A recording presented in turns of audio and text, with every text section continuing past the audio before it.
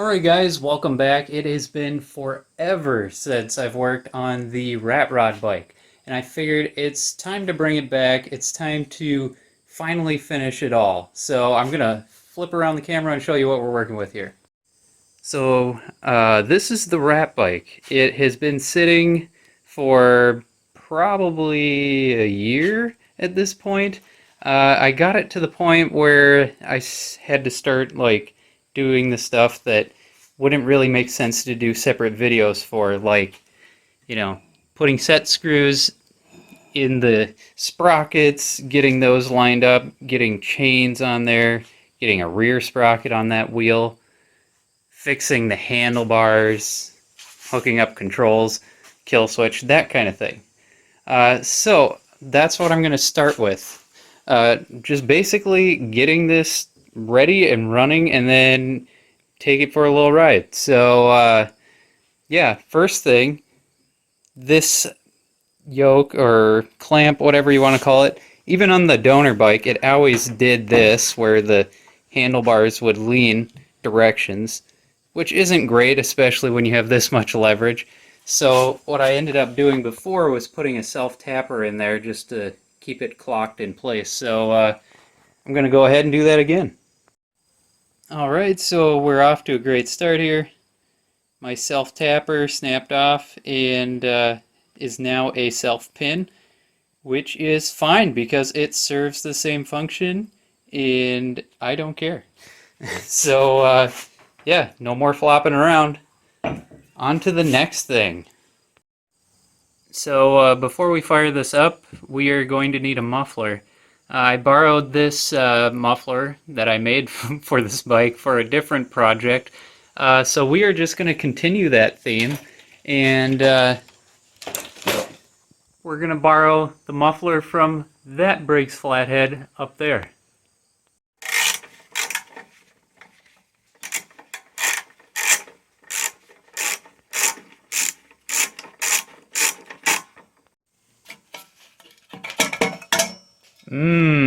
Free stuff. So you may notice that this muffler does not fit because it was not engineered to be on this bike. So yeah, we're just gonna clearance that a little bit and make it fit. Alright, now that we've mangled, modified this muffler in a very tasteful manner, it fits. So let's figure out what we gotta do next. I'm thinking probably gotta line up those front and rear sprockets and get some keyways in there. So let's do that. Okay, so I have my keys on the shaft here. Those are underneath the sprockets, so these turn with the shaft now, so that's good. So now I just have to eyeball these two sprockets here from the output of the torque converter, and it's looking pretty good. I think we are ready to throw on the front chain. Alright, so as you can see, we have our chain adjusted and installed, and we have all our keys locked in place here. And yeah, it spins over pretty nicely.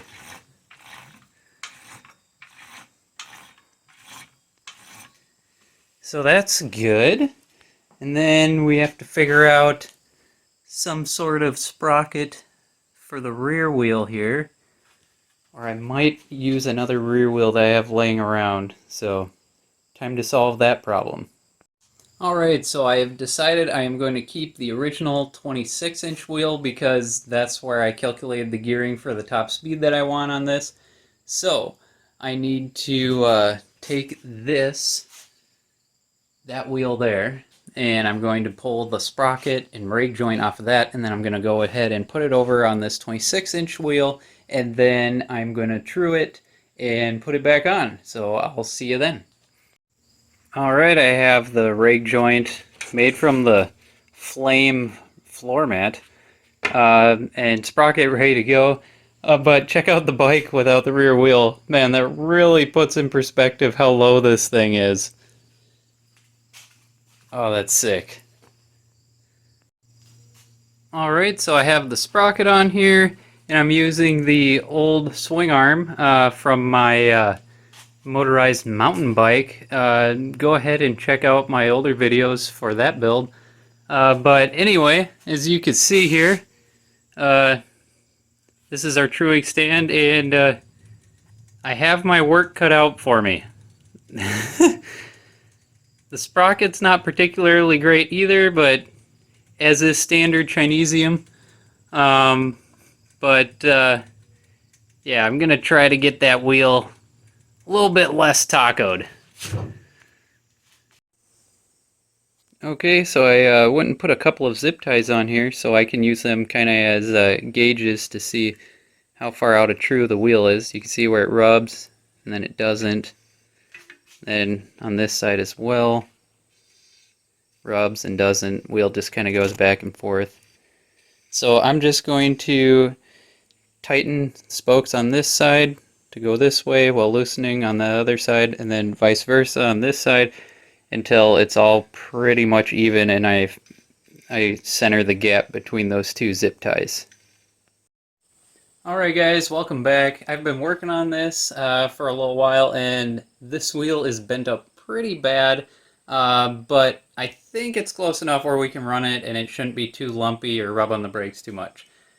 So I'll flip around and show you guys here. Alright, so here we go. I'll zoom in on the zip ties here.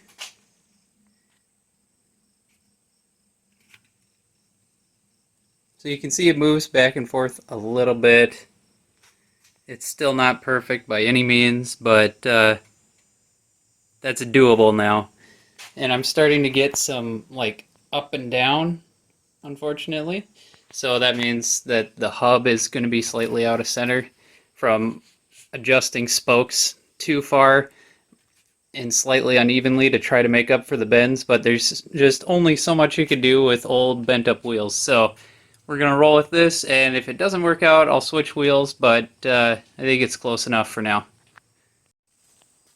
Alright, here's wheel number 2. Just got this one trued up. That one's looking not too bad. The bearings don't sound amazing, so we'll just cheat a little bit here. Should take these apart and repack them, but we'll just add a little bit of oil there for the time being.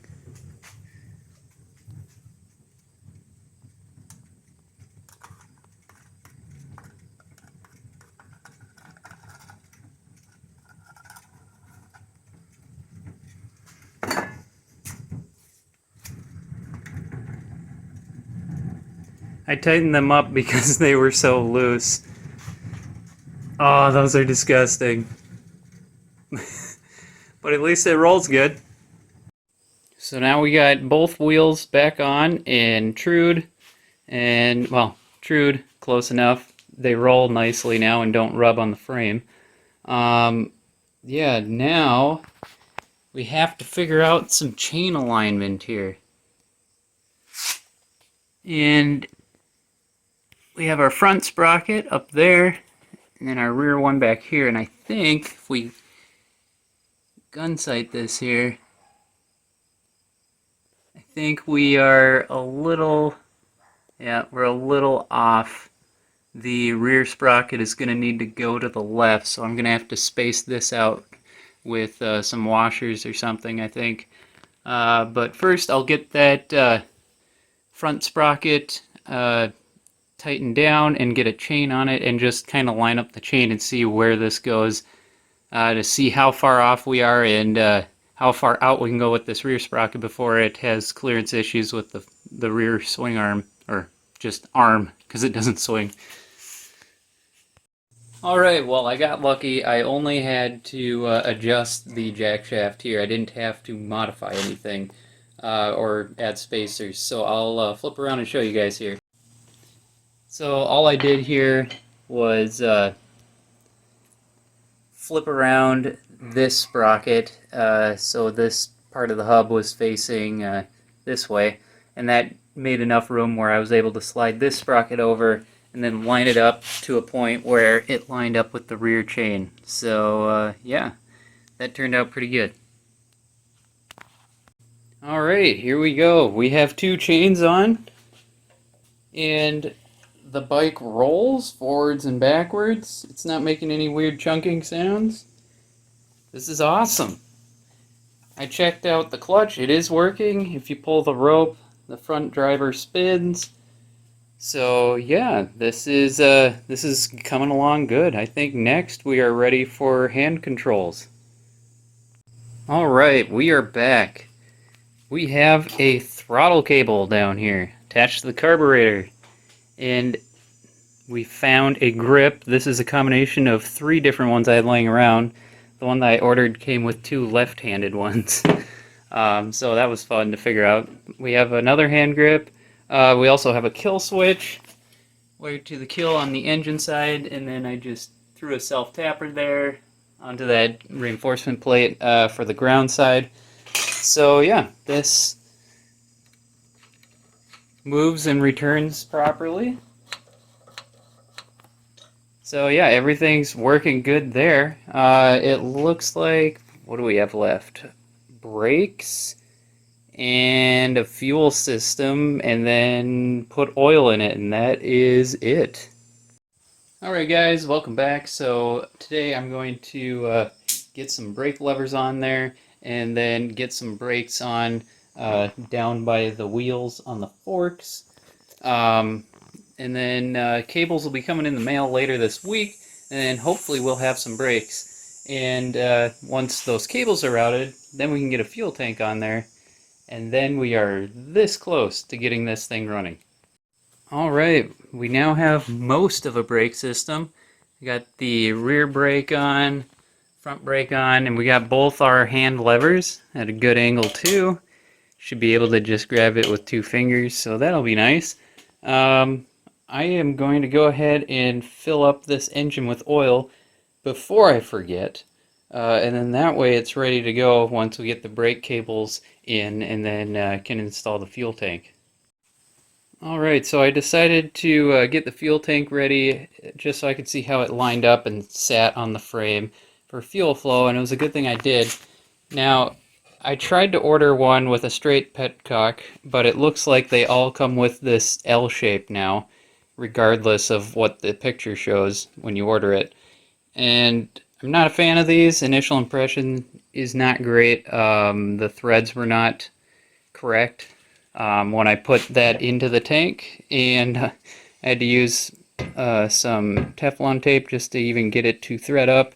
And I don't know if you can see this, but it points the wrong direction entirely, and when you put it onto the frame, it is now directly where the spark plug will be, which is not where I want fuel to be. So because I'm stuck with this petcock, and also because we have a forward slant on the fuel tank, which is going to decrease our capacity, or usable capacity anyway, I think I am going to build a bracket that raises the tank up somewhere around here so we can put a curve in that fuel line to adjust for that bad petcock. So I'm going to use some scrap metal, probably that, to get this tank up higher. Alright, so I have some pieces of angle iron that's left over from my Chinese bike crate. Drills really nicely. I have that cut to fit and mounted up. And then I'm just going to take this square tube, just like I did on my last motorized bike project, cut it off at that mark there, and then I'm going to cut the underside, just make this a piece of C-channel, cut all the way down here and here, and then that way I'll be able to set it just perfectly on top of the frame, and then get it where I want, and then I can just kind of adjust the tank like this until it's sitting level, and then tack it in place. So I'm going to go ahead, cut and weld that stuff, and I'll show you once it's done.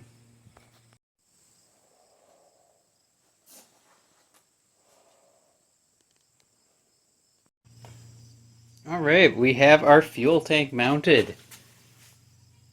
All nice and level. Nice. Yeah, it's looking good front to back. I'm happy with that. And now we have that extra room we need there for that little right angle on the fuel line petcock. So yeah, this is looking pretty dang good. I'm gonna go ahead and wipe down the bike, get all the dust and little flakes of loose paint off, and then I'm just going to touch up with a spray can and make this thing all one color. Alright, we now have the frame painted.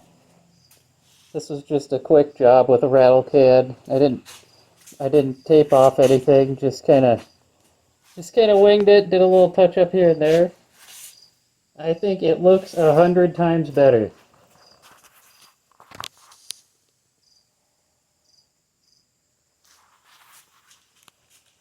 Yes, very nice to have this all mostly one color again. Awesome.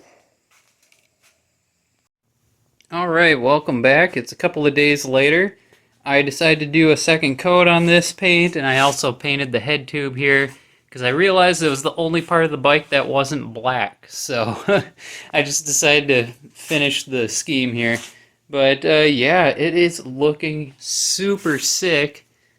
Let me get another angle here so those black parking or oil change ramps aren't throwing you off.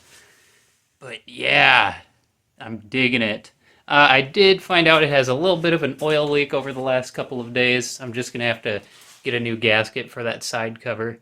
The orange RTV didn't hold up to sliding it around on the engine plate, so that's fine, no big deal. Anyway, in those couple of days, our new brake cables have arrived, which is necessary because of the longer handlebars. So I'm going to go ahead and throw those on, and then we should be ready for a test fire. Alright, we have our cables hooked up for the brakes. They were just barely long enough, and I mean just barely, but they work. And I also took the time to route this fuel line there. I'm running no filter because it's a brand new tank, and the filters always leak. So yeah, given its proximity to the exhaust, I'd rather it didn't leak. Hopefully that motor mount acts as a heat shield, but if not, we can always throw one on there. Yeah, it's looking pretty good. And it's pretty much ready for a test fire if it wasn't for the fact that it is night, and this is going to be very loud. So yeah, we'll probably wait until tomorrow to fire this up. Alright, and I did notice one other little issue in regards to riding this. I don't have pedals or pegs or anything on it yet, and I'm going to need that. So I'll have to figure out something tomorrow, and we'll weld it on. Until then. Alright guys, welcome back. It is a new day, and we are ready to test fire this machine. I got my earplugs in. I'm optimistic it's going to fire up. I'll flip around and show you. Alright, so unfortunately we have a little bit of an issue with this pull starter. Every time this is about to fire and it just pops off. Yeah, the rope gets pulled out of the rubber handle, or it jams up, so that mechanism, that recoil, I think is going to have to be replaced. Yeah, I got it to pop a couple of times, that's about it. It's kind of difficult when it hits the compression stroke, though, because the whole bike goes up due to the orientation of the pull start, so yeah, I don't know, looks like I might have to just dig into this further. Alright guys, welcome back. You joined me a couple of weeks down the road. So that engine, we had backfires coming out the intake and it wouldn't ever start up. So either that intake valve in that Briggs wasn't sealing up properly, or potentially the ignition timing was off due to the flywheel that I had swapped out from a push mower. Either way, I thought about it, so it had that issue that needed to be fixed. So it's one, and then we also had the recoil, there's another issue, and then we also had that side cover leak, so we had 3 issues. And I figured I would rather just set that engine aside and deal with it later as we're getting close to the end of the riding season. So I swapped on the white motor that I had laying around and spray painted it to match the rest of the bike. And yeah, basically I just put my intake on there and it runs perfectly fine. One thing that you will notice here, I'll flip around the camera. This engine does not have the 4 holes we need for the torque converter. So that's not that big of a deal. I'm just going to save that torque converter for another project, and I ended up getting a centrifugal clutch to replace it instead. So that's what we are going to run. So I'm going to go ahead and throw on that new clutch, stretch out or extend this chain here to that clutch, make sure everything's lined up, and then yeah, then it's a matter of just welding on some pegs and we can take this thing for a test run. All right, and there we have it. Both chains on there, tensioned up, looking good. I did have to Dremel out this slot up top a little bit to get the right alignment for that bolt after adjusting the chain, but yeah, check it out, top down. That turned out perfectly. I didn't even have to move that rear sprocket on the jack shaft. This is looking really good. So now I just got to figure out where I want to put my pegs, and then I'm pretty much ready to roll here. Alright, and there we go. We have pegs. Is it pretty? No. Does it get the job done? Yes. This turned out to be the best foot placement, just to keep your pants away from the clutch and the chain. And my leg's going to be close to the carburetor on that side, and then just kind of resting on here on this side. But yeah, that should work, and then I can trim the edges up to wherever I want them. But for now, time for a test ride. Alright. Got the full safety gear on for this ride. Get my camera set up. Alright, we are ready to rock and roll. Whew, I'm a little nervous about riding this thing, to be honest. Because it is just a bit of a handful just sitting around. I'm guessing it'll be even more so once it's rolling. Okay, give it a tad bit of throttle, see if it starts now.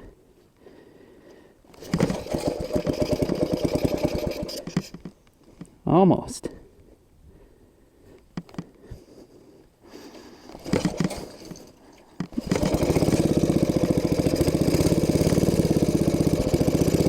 Oh yeah, it wants to go. Oh, this thing is so dumb.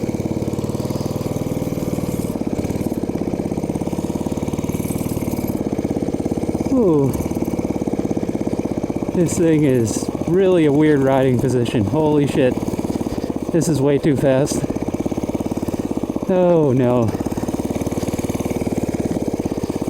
Oh, okay, we're just gonna cruise like this for a little bit and get used to it. Woo! Okay. So I have made the worst machine in the world. Awesome. Looks cool. Really sucks to ride. Oh man. I am fearful for my life with that chain down there.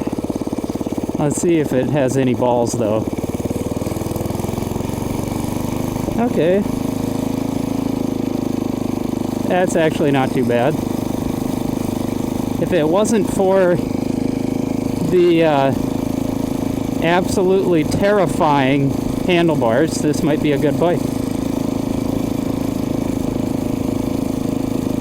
Well, I wanted it to be a slow cruiser, and we've accomplished that. It still feels sketchy, though, even at slow speeds. Ah, I do not want to dump this.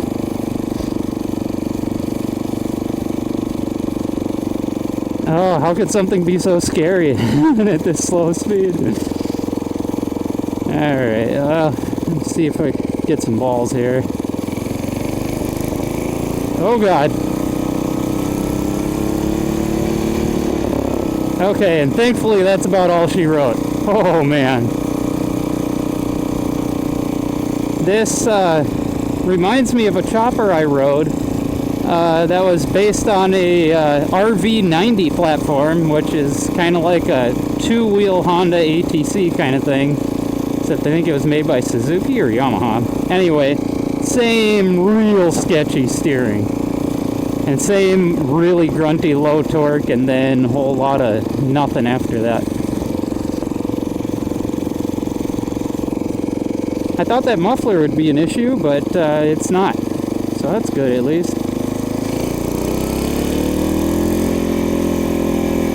Oh man, the NVH is insane with this engine.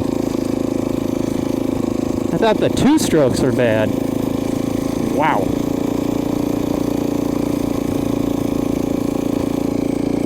This is by far the most dangerous way to travel at about 10 miles an hour.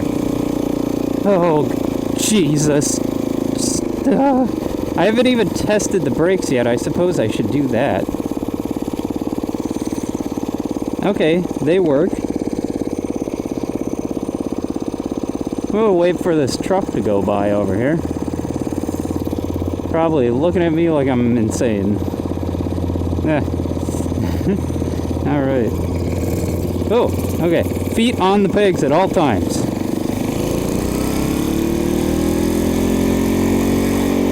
Oh, I have to remember this is not the built engine. This one still has remnants of a governor inside. So do not over rev. The carburetor works great though, which is really cool because I think it was only like 15 bucks. So there you go. Weld your own intake manifold and put on a PZ14 carburetor and you've got yourself, or was it a PZ19? I think it was a PZ19 carb, and then you got yourself something fun. PZ17 maybe? I don't know. Anyway, really good carburetor for the Briggs Flathead 5 horse. Oh, that rear seat. The Springer seat was a good idea in theory, not great in practice. Feels so weird. Woo! Okay. Yeah, this thing would benefit from way more gearing.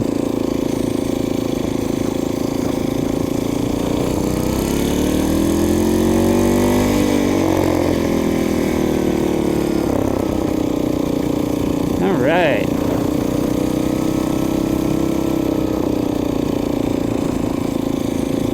Oh, this thing is just... Oh, God. Turning instead of leaning is just something. Not something for two wheels. Alright. Okay. How fast can I get back home without dying?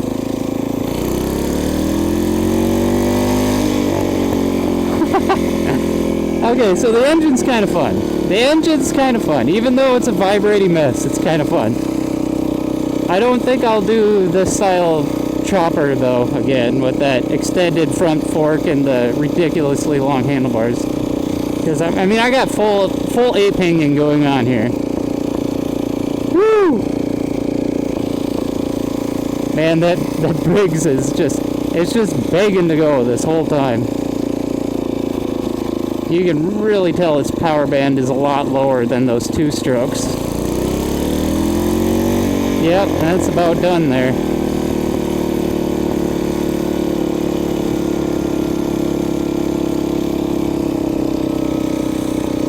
Alright.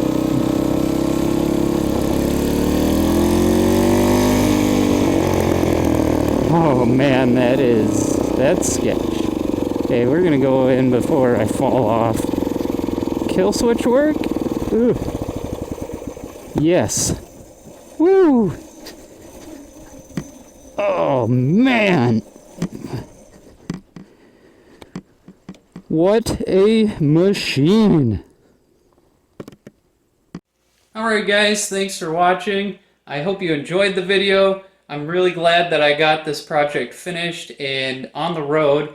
even though it turned out to be kind of like crappy and insane to ride, which I think we kind of all knew that's where it was going once we decided to lower it and go with the ape hanger bars. But yeah, I mean, it could have been a lot worse. Everything worked. The throttle response was really good. The engine ran well. The brakes worked. Kill switch worked. Everything worked. So yeah, I'm happy with it and ready to move on to the next project, which has some better ergonomics, hopefully. Anyway, make sure you guys subscribe and hit that notification bell, and I'll see you guys next time.